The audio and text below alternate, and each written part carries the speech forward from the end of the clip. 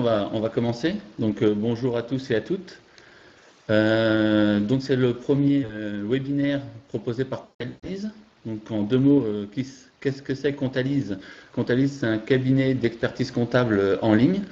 Donc c'est un cabinet d'expertise comptable comme vous avez près de chez vous, mais complètement dématérialisé et fait entièrement sur Internet. Donc je suis Pascal, je suis un expert dédié sur Comptalise et je suis, on ne le voit pas sur la caméra, accompagné d'un autre expert dédié Comptalise qui s'appelle aussi Pascal, qui va suivre vos questions. Et n'hésitez pas à poser des questions au fur et à mesure du filmement des diapositives. Comme ça, il m'arrêtera pour faire des compléments ou pour répondre à vos questions. Et puis éventuellement, s'il y a des questions qui sont pas en rapport avec le support et qui viennent à la fin, on pourra y répondre sur la fin du webinaire. Le Comptalise, qu'est-ce qu'on fait? Donc on accompagne nos clients qui sont des entreprises pour leurs obligations comptables et fiscales. On les accompagne tout au long de leur parcours comme un cabinet de proximité, mais tout par Internet à l'aide d'outils et de prestations dématérialisées. Et en plus d'accompagner les entreprises, on accompagne les créateurs. Et les créateurs, on les accompagne plus en particulier sur la partie création de société, donc les statuts, le choix du statut, et les prévisionnels, d'où le webinaire de ce matin en rapport avec le prévisionnel financier. Et comme son nom l'indique, dans le prévisionnel financier, qui est une étape incontournable pour lancer votre projet de création d'entreprise. Donc je vous propose de commencer. Et en fait, le but donc, de ce webinaire, c'est de vous présenter un peu qu'est-ce qui est attendu dans un prévisionnel, il faut y trouver, comment il faut le trouver pour que votre prévisionnel paraisse sérieux et pour qu'il puisse avoir toute l'attention requise. Le souci, souvent, c'est on se dit je fais un prévisionnel parce que le banquier me le demande. C'est une contrainte de l'extérieur qu'on donne. Ce qu'il faut voir, c'est surtout et avant tout pour vous le prévisionnel. C'est afin de vous donner pour votre début d'activité un cap, des objectifs, quelque chose à suivre pour ne pas partir, je dirais, à vue et puis naviguer à vue dans l'activité. Donc ça permet de fixer les objectifs et de suivre. Donc tout d'abord, avant de se lancer, quand on a une idée et avant de se lancer à faire un prévisionnel et d'aligner les chiffres, il faut faire un petit état des lieux. On voit malheureusement des fois des clients venir nous voir ou nous contacter en disant voilà, j'ai une idée dans un domaine, je me lance, il faut faire un prévisionnel. Le souci, c'est que quand on commence à lui poser une ou deux questions sur le marché, est-ce qu'il s'est posé quelques questions, ça fonctionne, est-ce qu'il est au courant de la réglementation? Il y en a beaucoup qui n'ont pas fait cette première analyse de se dire est-ce que c'est un marché porteur ou non porteur? Par exemple, quelqu'un qui vient nous voir en disant je veux créer une librairie presse. On va dire, vous savez, les librairies presse en ce moment, avec Internet, la concurrence, ce qui se passe avec tout ce qui est possible sur Internet, c'est peut-être pas la meilleure idée. Dans certains cas, il y a une réglementation. Par exemple, je prends le cas des débitants de tabac. Il y a des stages à faire pour pouvoir exercer la partie tabac, vente de tabac. Donc voilà, il y a une réglementation, il y a peut-être des diplômes à avoir, il y a peut-être des stages à suivre, par exemple pour tout ce qui est en rapport avec les HCR, les hôtels, cafés, restaurants, il y a des stages d'hygiène ou des choses comme ça à suivre. Il faut se renseigner aussi de la concurrence, parce que pareil, le client qui vient nous voir, qui me dit je vais m'installer dans telle ville, en centre-ville, ouvrir un restaurant, s'il y a déjà 10 restaurants dans la même rue qui font la même chose ou le même thème, ça va peut-être être un peu difficile. Les prix qui sont pratiqués aussi dans ce domaine d'activité. Donc voilà, c'est en fonction de votre projet et de vos domaines. Il faut pas arriver en se disant j'ai une idée, ça y est, je fais tout de suite un prévisionnel et je lance des chiffres comme ça, comme ils viennent. Il faut déjà faire un petit état des lieux du marché, des prix qui sont pratiqués, de la réglementation, des concurrents qui sont déjà sur le secteur, pour pouvoir déjà avoir des éléments. Et de toute façon, tous ces éléments-là, vous allez en avoir pour pouvoir établir votre prévisionnel, puisque de toute façon, les chiffres, ils ne tombent pas du ciel. Il y a un moment, il faut les ressortir de quelque part. Donc une fois qu'on s'est imprégné un petit peu du marché, de l'idée qu'on a et de ce qu'on veut en faire, il faut passer à la deuxième étape, c'est commencer donc à réfléchir aux investissements qui sont nécessaires. Donc dans votre prévisionnel, il va falloir lister l'ensemble de vos investissements. Alors les investissements, ils sont divers et variés. Si par exemple vous êtes dans le cas d'un rachat d'entreprise ou d'activité, il y aura également un fonds de commerce. Donc le fonds de commerce, il faut le prendre en compte, il faut bien le détailler. Quand on rachète un fonds de commerce, il faut bien voir que normalement, il n'y a que le fonds de commerce, il y a du matériel avec. Donc à l'intérieur, il va falloir séparer ou avoir l'information dans le prix de vente de quelle est la partie fonds de commerce, donc on va dire quelle est la partie clientèle et quelle est la partie matériel. Ce matériel, il va falloir aussi le lister. Il va falloir bien sûr donc prendre en compte tout le matériel, entre autres véhicules, les agencements ou les travaux qu'il va y avoir réalisés. Donc tout ça, il va falloir faire des devis en avance pour pouvoir avoir toutes les informations, pour pouvoir mettre les chiffres sur le papier, pour pouvoir estimer le besoin des investissements. Il peut y avoir un dépôt de garantie si vous local. Et il peut y avoir aussi, le cas échéant, dans certaines activités, à financer un besoin en fonds de roulement. Donc estimer un besoin en fonds de roulement et réfléchir à son financement par la suite.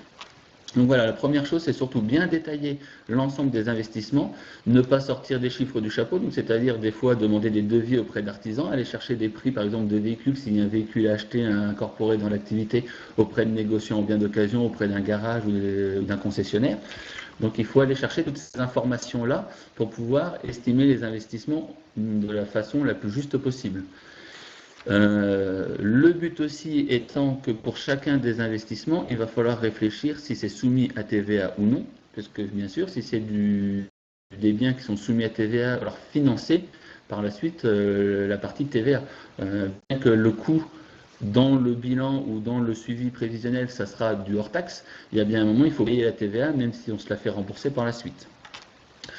Et le deuxième point qui est important, c'est que pour chacun des investissements, il va falloir aussi déterminer la durée d'amortissement de chacun de ces biens. Alors la durée d'amortissement, elle ne s'invente pas non plus, il y a des règles comptables et fiscales, et donc il faut aussi respecter ces règles comptables et fiscales sur les durées d'amortissement. Les durées d'amortissement, elles vont avoir un impact sur le résultat qu'on va dégager dans le prévisionnel, et donc sur la capacité de remboursement de votre activité. Donc voilà, le premier point, c'est bien lister l'ensemble des investissements, ne pas en oublier et avoir une cohérence par rapport aux besoins que vous allez avoir. Et savoir s'il y a de la TVA dessus et déterminer les durées d'amortissement. Ça, c'est la première étape donc dans votre prévisionnel. Deuxième partie, donc, je vous ai mis un petit exemple sur des prévisionnels que l'on fait pour des clients de comment ça se présente. Voilà, on fait un petit paragraphe sur le contexte, on explique pourquoi on crée la société ou on crée l'activité, parce que ce n'est pas forcément sous forme sociétaire. Et derrière, on explique, on détaille nos investissements pour leur montant. Deuxième étape, une fois qu'on sait ce qu'on va avoir besoin d'acquérir, de financer, d'investir, il va falloir le financer. Donc, il va falloir regrouper aussi l'ensemble de ces financements et les lister. Donc, le plus courant, dans un premier temps, ça va être à vous de faire un apport soit en capital, soit en compte courant. Alors, compte courant si c'est sous forme sociétaire, sinon apport en capital, si c'est en capital, on va dire au sens propre du terme dans une société, sinon ça va être un apport d'argent dans une entreprise individuelle pour démarrer la. On peut se renseigner aussi au niveau des sources de financement sur les subventions et les aides qui sont éventuellement disponibles. Alors les subventions et les aides, elles sont tellement variées et tellement nombreuses en fonction des départements ou des régions. On ne peut pas se permettre de pouvoir vous les lister comme ça, mais il est toujours intéressant de se rapprocher ou de se renseigner des aides qui sont disponibles dans la région. Il faut savoir que régulièrement, il y a des blocs d'aides qui peuvent être développés au niveau d'une région, d'un département ou d'un pays, et des fois elles ne sont pas demandées, elles ne sont pas utilisées, les enveloppes ne sont pas utilisées. Et ensuite, bien sûr, le plus courant, il va aussi falloir aller voir un partenaire bancaire pour aller solliciter un prêt. Donc ce qu'il faudra bien faire attention, c'est que l'ensemble de ces ressources financières, l'ensemble de ces financements va devoir couvrir l'ensemble des besoins nécessaires. Parce que si vous commencez à avoir, par exemple, 200 000 euros de matériel et de fonds achetés, mais que vous n'avez que 150 000 euros de financement, vous vous doutez bien que malheureusement, ça va être difficile de démarrer l'activité et que bien sûr, l'équilibre financier ne sera pas respecté. Et donc, la viabilité du projet sera remise en cause. N'hésitez pas à me poser des questions ou à m'arrêter si vous avez besoin de renseignements complémentaires. Ne pas oublier que dans certaines activités, il va y avoir ce qu'on appelle un BFR, un besoin en fonds de roulement. Donc ce besoin en fonds de roulement, qu'est-ce que c'est? C'est en gros un besoin de trésorerie qui existe en fonction de la vitesse de règlement des clients et en fonction de la vitesse à laquelle on règle les fournisseurs, et puis en fonction de si on a une activité qui a besoin d'un stock ou non pour pouvoir fonctionner. Ce qu'il faut bien avoir aussi en tête, c'est que le BFR, le besoin en fonds de roulement, est toujours un petit peu difficile à financer par les banques. Donc les banques aiment bien financer de l'immobilier, elles aiment bien financer du matériel, elles aiment bien financer des choses sur lesquelles elles peuvent avoir des sécurités et être sûr de pouvoir avoir la main dessus ou les revendre ou pouvoir avoir une garantie derrière.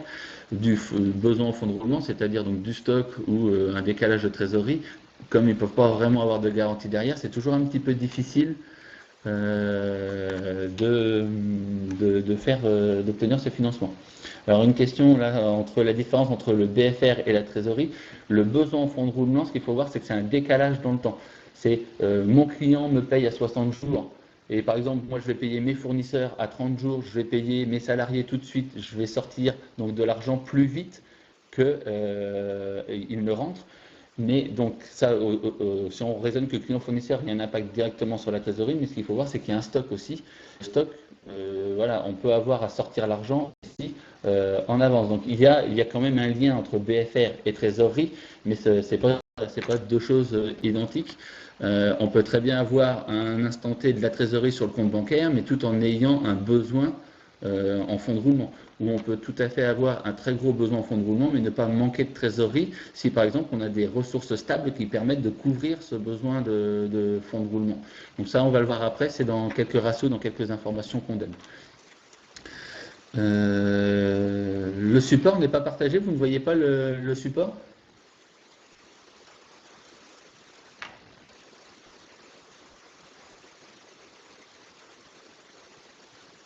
Parce que là, moi, est-ce que d'autres personnes ont un souci ou ne voient pas le support? Ou est-ce que c'est juste avoir une information sur le besoin en fond de roulement? Non, ouais, d'accord. Sinon, si j'ai pas bien compris la question avec le support, n'hésitez pas à reposer la question et je reviendrai dessus après. Donc voilà, le besoin en fond de roulement, c'est un point important qu'il faut calculer. Il faut en fait avoir dans l'idée que selon des activités, en fait, il y a un besoin de cycle d'exploitation à financer ou pas. Par exemple, je vous prends l'exemple de quelqu'un qui vend des marchandises ou qui, par exemple, qui travaille par exemple avec l'État, par exemple, sur des marchés d'appel d'offres. L'État n'est pas forcément le meilleur payeur, il va vous payer peut-être à 90 jours ou à 120 jours, sauf qu'entre-temps, vous aurez payé les salariés, vous auriez payé les marchandises sur le chantier, vous aurez payé ou un bon nombre de frais sur le chantier. Donc voilà, vous aurez nécessairement besoin de trouver de la trésorerie, donc soit avoir de l'argent parce que vous avez le fonds de roulement qui le permettent ou des capitaux propres qui le permettent, soit trouver un financement de ce besoin en fonds de roulement. Derrière, il va falloir réfléchir à l'activité. Donc une fois qu'on connaît les investissements nécessaires, une fois que l'on connaît comment on va les financer, il faut qu'on commence à aligner quelques chiffres en rapport avec l'activité pure. Donc il va falloir déterminer la première chose qui est le plus importante, c'est le chiffre d'affaires. Le chiffre d'affaires, le point important, c'est qu'il va falloir le détailler le mieux possible. Parce que forcément, si je mets un chiffre d'affaires irréalisable, je peux mettre toutes les charges que je veux derrière, j'aurai toujours un résultat qui tient la route et j'aurai toujours la capacité de rembourser l'emprunt. Donc le point le plus important, dans un premier lieu, c'est déterminer le chiffre d'affaires, le ventiler par activité, et faire un calcul suffisamment explicite de comment on l'a obtenu. Il ne suffit pas de dire je vais faire 150 000 euros de chiffre d'affaires. Il faut pouvoir expliquer par exemple que c'est tant de ventes de tel produit sur tant de jours à tel prix. Et il faut bien aussi déterminer dans ce prévisionnel si vos montants ils sont hors taxe et TVA ou TTC, parce qu'en fonction de vos activités, le taux de TVA n'est pas le même. Donc les encaissements ne sont pas les mêmes. Et donc il peut même y avoir, dans certains cas, des remboursements de TVA. Donc c'est pour ça que c'est important de bien préciser le montant hors taxe, le montant TTC et le taux de TVA applicable. Et il faut que le chiffre d'affaires soit suffisamment détaillé pour que l'interlocuteur qui va lire votre bilan, enfin votre bilan prévisionnel, votre business plan, donc général plus souvent un banquier, il faut qu'il puisse retrouver toutes les informations dont il a besoin. Donc plus vous êtes détaillé, plus vous êtes explicite dans le détail, plus ça sera clair pour lui et plus il verra que c'est professionnel et que votre business plan il est réfléchi et bien monté. Deuxième chose importante, c'est sur les charges. Il faut bien lister l'ensemble des charges. C'est pareil, pour que votre prévisionnel soit cohérent et que la personne qui le lise ait confiance en ce business plan, il ne faut pas qu'il y ait des choses incohérentes. Par exemple, si vous dites que vous allez exploiter, vous allez louer par exemple une salle et par exemple que vous n'avez pas d'électricité, ça ne va pas paraître cohérent. Si vous dites que vous avez un véhicule ou que vous avez besoin d'un véhicule pour l'activité mais qu'il n'y a pas de carburant, ça va paraître aussi un petit peu bizarre. Donc tout ça, ce sont des points de vigilance à avoir, de bien lister l'ensemble l'ensemble des charges qui vont être liées à votre activité, pour pouvoir bien les regrouper par catégorie, puisqu'après on va voir qu'il faut les déduire dans un certain ordre et les regrouper dans un certain ordre pour pouvoir les présenter comme la loi française ou la réglementation française le prévoit, pour que ça soit lisible pour tout le monde, que tout le monde ait la même façon de lire le prévisionnel. Donc il va falloir regrouper tous les achats de marchandises ou de matières en fonction de votre type d'activité. Donc par exemple, si je fais de l'achat-revente, je ne sais pas, de meubles, eh bien, il faut bien regrouper et estimer combien je vais avoir d'achats de meubles et en fonction du prix que je vais les vendre aussi. Il y a des ratios à respecter, on va en parler après, pour déterminer le taux de marge. Il faut bien regrouper toutes les charges de structure, ce qu'on appelle les charges externes, donc tout ce qui est en rapport avec le fonctionnement de l'entreprise, donc on va dire loyer, entretien, assurance, électricité, honoraires et compagnie. Après, il va falloir regrouper tous les impôts et taxes, c'est-à-dire tout ce qui est en rapport avec l'ancienne taxe professionnelle, donc la CFE, la taxe d'apprentissage, la formation continue si vous avez des salariés. Il va falloir réfléchir aux charges de personnel. Si j'ai des salariés, combien je les rémunère et quelles sont les charges qui y sont liées. Et enfin, il va falloir aussi réfléchir, dans le cas où vous êtes salarié de votre entreprise, à vous aussi votre rémunération. Donc on va en parler un petit peu plus tard aussi des choix de rémunération et des types de rémunération en fonction des structures choisies. Il va falloir, suite aux investissements que vous aviez déterminés quelques diapositives plus tôt, il va falloir prévoir, donc il y a des gens qui disent qu'ils sont retardataires, il y a la vidéo de disponible après en replay pendant une semaine. Donc les amortissements, ils vont être déterminés par rapport aux immobilisations qu'on a vu quelques slides plus tôt et de leur durée d'amortissement. Il va falloir réfléchir aux frais financiers. Donc les frais financiers, c'est en fonction des emprunts qu'on va avoir et puis des taux en vigueur. Donc ça pareil, il faut à un moment se rapprocher de son banquier quand on aura suffisamment de renseignements prévisionnels pour ou au moins se renseigner des taux applicables en ce moment. Donc les taux sont assez bas en ce moment. A priori, ils n'ont pas l'air de vouloir remonter, donc il faut en profiter. Il y a des gens qui ont du financement à faire. Les banques ont des taux plutôt bas. Après, il faut que votre dossier soit solide, puisqu'ils ont la capacité de financer les taux bas, mais ils sont de plus en plus tatillons sur les dossiers pour financer.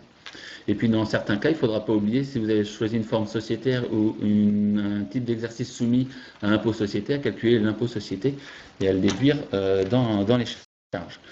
Donc, je vous ai remis aussi une présentation de comment on présente un petit peu, en essayant de détailler. Vous voyez, le chiffre d'affaires est détaillé par catégorie, et après on a expliqué combien de véhicules, là c'est en rapport avec une activité dans les véhicules, dans la mécanique et l'automobile, on a expliqué le nombre de véhicules par semaine avec le prix moyen par véhicule. Vous voyez, par activité, on a essayé de déterminer au mieux pour justifier comment nous sommes arrivés à nos 156 000 € de chiffre d'affaires. Ensuite, vous voyez qu'on a marqué aussi par activité le taux de marge. Donc ça, attention, le taux de marge par activité, il ne faut pas l'inventer. Hein. Il y a certaines activités, elles sont très connues. Les banquiers connaissent ces taux de marge et les vérifieront. Donc on va en parler un petit peu après. Je vous donnerai quelques exemples. Et vous voyez, donc là, après avoir listé le chiffre d'affaires, on a listé donc toutes les charges pour pouvoir avoir les montants par catégorie. Donc c'est un exemple de toutes les charges. Là, j'ai mis les charges de structure, toutes regroupées avec le total. Et derrière, voilà ce que je vous disais tout à l'heure, il va falloir les déduire dans un certain ordre. Ce qu'on appelle les soldes intermédiaires de gestion, c'est la présentation type en France d'action d'un résultat. Donc, on déduit les charges dans un certain ordre en partant du chiffre d'affaires. On fait le chiffre d'affaires pour les achats de marchandises ou les achats de matières, ça permet de déterminer la marge. Donc la marge, en fonction des activités, elle varie. Par exemple, si on prend un coiffeur, le taux de marge est aux alentours de 90%. Si on prend dans la restauration, on est plutôt vers les 70%. Si on est dans une activité en rapport avec la mécanique ou l'automobile, peut-être plutôt vers 50%. Voilà, en fonction de certains types d'activités, attention, qu'on peut retrouver et qui sont connus, que les banquiers connaissent aussi. Et donc, si vous n'êtes pas cohérent dans votre prévisionnel, si votre taux de marge n'est pas cohérent par rapport à votre activité, ou si le chiffre d'affaires que vous déterminez n'est pas cohérent par rapport à votre activité, ça, de toute façon, ça se verra tout de suite. Donc, c'est pour ça qu'il faut se renseigner un petit peu aussi sur l'activité avant de se lancer dans le prévisionnel. C'est ce que je disais dans la première diapositive. Il faut se renseigner un petit peu du secteur, des prix pratiqués, de ce qui se fait. À partir de la marge, donc on déduit les charges de structure. Donc, ce que je disais, c'est tout ce qui est électricité, loyer, assurance, pour tomber sur la valeur ajoutée. La valeur ajoutée, après on y retranche les impôts et taxes et les charges de personnel pour tomber sur l'excédent brut d'exploitation. Alors attention, l'excédent brut d'exploitation, ça c'est un des soldes intermédiaires de gestion qui est très important et qui est très regardé par le banquier. Il regarde beaucoup la marge et il regarde beaucoup l'EBE, l'excédent brut d'exploitation. C'est ce qui détermine en quelque sorte la rentabilité dégagée par l'entreprise du fait simple de son exploitation, sans prendre en compte si elle a réinvesti ou non ou pas réinvesti, ou comment elle s'est financée. C'est vraiment l'activité brute sans impact de financement ou d'investissement. Donc c'est pour ça que c'est un point très regardé par les banquiers, puisque ça permet d'avoir une vision correcte de l'entreprise. De plus en plus de fonds se valorisent sur l'EBE. Avant, on va dire qu'on utilisait beaucoup sur le chiffre d'affaires, mais ce n'est pas parce qu'on fait du chiffre d'affaires qu'on va forcément être rentable. Donc maintenant, on se base de plus en plus sur la rentabilité sur l'EBE. À partir de l'EBE, après, on va déduire les amortissements, les provisions pour tomber sur le résultat d'exploitation.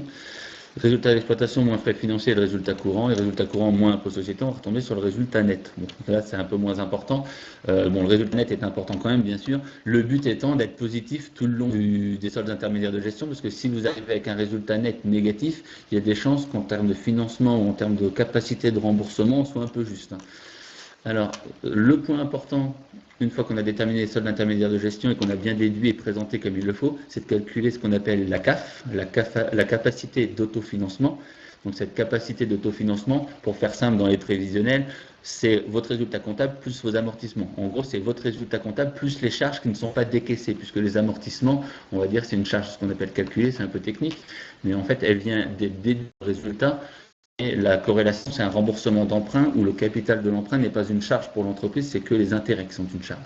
Donc, le but, c'est de calculer la CAF, cette capacité d'autofinancement. En fait, c'est qu'est-ce que l'entreprise est capable de rembourser dans une année. Derrière, je vous ai donné une présentation, alors une des présentations qui peut être possible, où on part du chiffre d'affaires, où on déduit les charges une par une, dans l'ordre du SIG pour pouvoir sortir une présentation en adéquation avec la norme française, on va dire. Nos petits conseils, ce qu'il faut bien penser à faire pour avoir un prévisionnel qui tienne la route. La première chose, c'est qu'il ne faut pas surestimer votre chiffre d'affaires. Parce que si vous surestimez votre chiffre d'affaires, forcément tout votre prévisionnel va être faux. Et en plus, il ne va pas être crédible. Surtout qu'il y a aussi des statistiques qui peuvent être obtenues de chiffre d'affaires par personne en fonction des activités. On sait très bien, par exemple, que un plombier qui travaille seul, il ne peut pas faire 300 000 € de chiffre d'affaires. Il est limité, il a que 2 bras, 2 jambes, il peut être qu'à un endroit à la fois s'il travaille seul. Si déjà il fait 60 000 ou 70 000 € de chiffre d'affaires, en fonction des types de chantiers qu'il a, c'est déjà une bonne chose. Donc voilà, attention à votre chiffre d'affaires, d'être cohérent par rapport à ce que vous annoncez. Deuxième chose, la marge retenue, ce qu'on disait, donc une fois que j'ai dans certaines activités, j'ai enlevé les matières ou les marchandises que j'ai besoin pour faire mon chantier ou pour revendre, une fois que je les ai déduits, il faut qu'il y ait un taux de marge, donc ma marge soit cohérente par rapport à mon chiffre d'affaires et soit cohérente par rapport à mon secteur d'activité. Donc c'est ce que je vous citais tout à l'heure, par exemple un coiffeur, normalement on a 90% de marge, on a 10% de marchandises à utiliser, couleurs et compagnie, pour pouvoir par exemple faire son activité. Donc en fonction de différentes activités, les métiers de bouche, je vous disais, on est généralement vers 70% de marge. Après, il y a des activités où on peut tomber à 50 ou voire moins de 50% de marge quand il s'agit juste d'achat-revente. Dans certains domaines où j'achète un bien, je ne le touche pas, je ne le modifie pas, je le revends, on peut avoir des marges plus basses que ça. Ensuite, les charges de structure, ce que je vous disais tout à l'heure, elles ne doivent pas être sous-évaluées et il ne faut surtout pas qu'il en manque pour être crédible. Et ne pas oublier la rémunération de l'exploitant. Donc si on est sous forme sociétaire, la rémunération de l'exploitant apparaît dans les besoins de personnel, donc on le déduit. Mais si vous êtes sous forme d'entreprise individuelle, la rémunération de l'exploitant n'est pas déduite dans les charges. Elle n'apparaît pas dans la charge de personnel. Donc c'est pour ça qu'il ne faut pas oublier de prendre en compte, quand vous allez calculer la CAF, que le dernier point qu'on évoquait tout à l'heure, c'est que la CAF, à quoi elle sert? C'est la capacité de rembourser les emprunts. Donc, c'est-à-dire que si tous les ans j'ai 50 000 € d'emprunts à rembourser, il faut que ma CAF elle puisse absorber 50 000 € d'emprunts. Ça, c'est si je suis sous forme sociétaire, une fois que j'ai déduit tous mes frais. Mais si je suis sous forme d'entreprise individuelle, il faut donc qu'elle puisse rembourser les emprunts, mais il faut aussi qu'elle puisse me payer ma rémunération, la rémunération de l'exploitant. Donc, il ne faut pas oublier aussi, dans certains cas, donc sous forme d'entreprise individuelle, que la CAF, la capacité de remboursement de l'entreprise, elle doit pouvoir aussi couvrir les prélèvements personnels de l'exploitant. Quelques petits rappels, quelques petits points à prendre en compte. Maintenant qu'on sait qu'il va falloir lister les investissements, savoir comment les financer et pour pouvoir analyser, j'allais dire, en partant du chiffre d'affaires jusqu'au résultat, il y a quelques questions qui vont bien évidemment se poser à un moment ou à un autre. La première question, c'est souvent impôt sur le revenu ou impôt société. Donc, pour pouvoir trancher, il n'y a pas de règles de calcul mathématiques qui vont vous donner la réponse, c'est propre à chaque cas, parce que ce qu'il faut prendre en compte, c'est le niveau de résultat qui va ressortir de votre prévisionnel. Ce qu'il faut prendre en compte, c'est les niveaux de prélèvement de l'exploitant ou le niveau de prélèvement que vous allez avoir besoin en tant que gérant. En fonction de vos besoins, vous allez prélever plus ou moins dans l'activité, donc ça dépend, vous, de vos revenus et les autres revenus que vous avez dans votre activité. Donc ça dépend du prévisionnel de l'activité, ça dépend de votre situation personnelle, ça dépend aussi de votre situation, de votre foyer fiscal. Si vous avez des enfants, pas d'enfants, mariés, pas mariés, vous n'avez pas le même taux d'imposition. Donc dans certains cas, quelqu'un qui peut être marié avec des enfants, il peut avoir intérêt à être à l'impôt sur le revenu pour être sur des tranches basses, alors que l'impôt société, vous serez de base, de toute façon, au minimum, à un impôt de 15%, plus 33 un tiers si vous dépassez certains seuils. Donc l'impôt sur le revenu, dans certains cas, peut être une solution quand même en termes de fiscalité. Alors la fiscalité, ça ne fait pas tout, mais ça peut être un point. La présence de montants ou de biens non amortissables, ceci c'est important, parce que si vous avez, par exemple, un fonds de commerce que vous rachetez, un fonds de commerce ne s'amortit pas, donc vous n'allez pas passer de charge dans votre bilan d'amortissement. Si vous ne passez pas de charge d'amortissement dans votre bilan, vous allez sortir un résultat important. Si vous sortez un résultat important, des fois, être soumis à l'impôt sur le revenu, ça pourrait être un handicap. Alors que d'être sous forme sociétaire, en payant de l'IS, vous ne payerez de l'impôt, vous, personnellement, que sur l'argent que vous avez retiré. Donc, il y a peut-être une optimisation à faire à ce niveau-là. Donc, c'est une question à se poser. L'autre question qui se pose souvent, c'est est-ce que je fais une société ou une entreprise individuelle? Alors, pareil, il n'y a pas de solution, il n'y a pas de réponse automatique, mais j'allais dire, on voit que les gens qui créent des SAS pour un oui, pour un non. Le souci, c'est que dans certains cas, il n'y a pas besoin de créer une SAS. Si c'est une activité où il n'y a pas un très gros volume, où il n'y a pas de risque d'endettement, où il n'y a pas besoin d'endettement, aller créer une structure lourde, par exemple pour un coiffeur, aller créer une forme sociétaire, ce n'est pas forcément nécessaire. En entreprise individuelle, ça peut être tout à fait adapté. Et puis selon les risques courus, si vous êtes dans une activité où, j'allais dire, vous avez très peu d'achats de marchandises, vous faites de la prestation de services, donc vous avez en gros très peu de dettes à gauche ou à droite. Le fait d'avoir très peu de dettes, il y a très peu de risques. Donc créer une forme sociétaire où le but c'est de protéger son patrimoine n'a pas forcément un intérêt.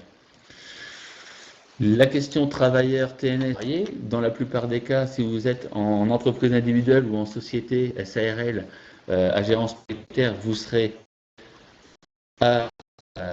au RSI, donc vous serez TNS. Si vous avez une aversion poussée pour le RSI et que vous ne voulez surtout pas être au RSI, il faudra trouver un système sous forme salariée. Donc il faudra voir, ça sera soit sous forme de SAS, soit sous forme de SARL ou EURL, mais à gérance minoritaire. Donc ça, c'est aussi à voir en fonction des obligations déclaratives et de ce qui est nécessaire. Alors les coûts de SE et de EURL, oui, il y a des coûts, puisqu'il y a des coûts de fonctionnement et il y a des coûts de démarrage. Le fait de créer une forme sociétaire, c'est pas anodin, parce que ça veut dire qu'il y a un coût pour la créer, il y a un coût pour la faire vivre. Tous les ans, vous avez des obligations juridiques à faire, et le jour où vous voulez l'arrêter, il y a des formalités de dissolution ou de liquidation, donc ça a un coût nettement plus important qu'une forme d'entreprise individuelle. Le coût, il peut varier en fonction de si vous faites vous-même certaines démarches ou si vous faites appel à un avocat ou un expert comptable pour les démarches. Après, si vous voulez plus de précision sur les formes sociétaires et les différentes formes à utiliser pour démarrer une activité, on fait un autre webinaire dans 2 semaines sur le thème du choix du statut pour exploiter son activité. Donc je vous invite à ce moment-là à nous rejoindre dans 15 jours sur le webinaire qui sera dédié à « Je choisis ma forme d'activité ». Oui, et pour la fermer, fermer la société, effectivement, la dissolution-liquidation, en cas de dissolution-liquidation, ça a un coût. Donc ça a un coût vraiment tout au long de la vie de la société. Et si vous faites appel, par exemple, à un avocat, par exemple, pour faire une dissolution-liquidation, ça peut être, en fonction des tailles des sociétés, mais ça peut être un minimum de 1 € la dissolution et 1 000 € la liquidation.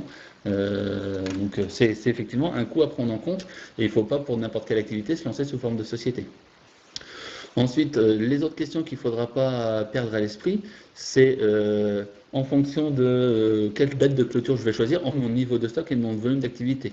Si j'ai une très forte en décembre parce que c'est en rapport avec Noël ou des choses comme ça, aller clôturer au 31 décembre et faire son stock quand le niveau de stock est au maximum, ou être obligé de faire son stock ou de faire des travaux en rapport avec le bilan quand son activité est au maximum, c'est pas forcément une bonne idée.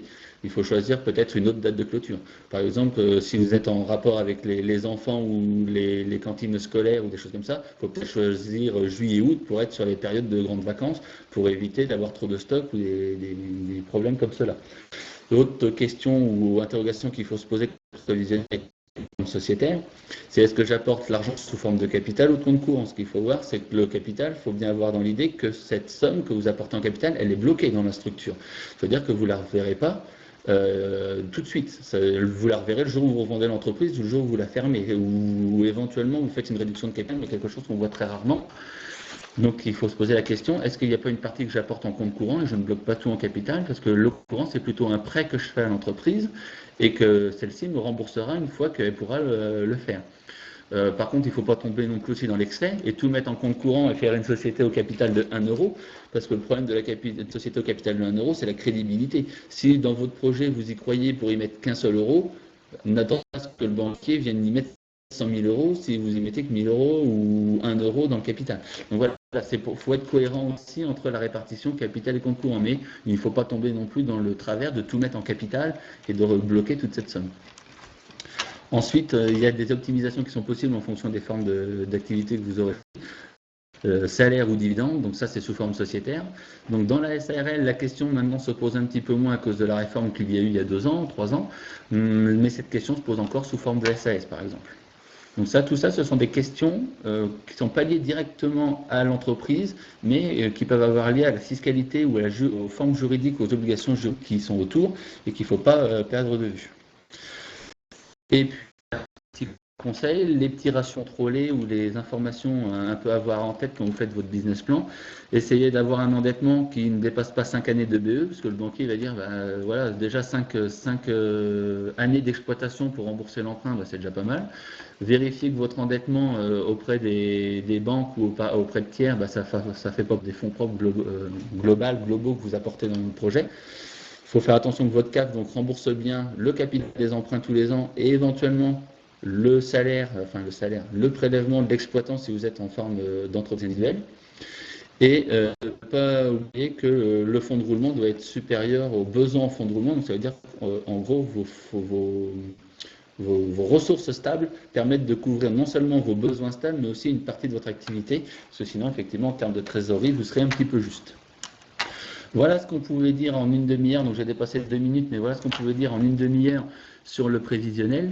Le but c'était de vous apporter un petit peu les points importants au niveau gestion, présentation et les choses à avoir en tête. Est-ce qu'il y a des personnes qui auraient des questions qui n'auraient pas pu les poser pendant le défilement des diapos et qui auraient une question ou deux ou des précisions à avoir?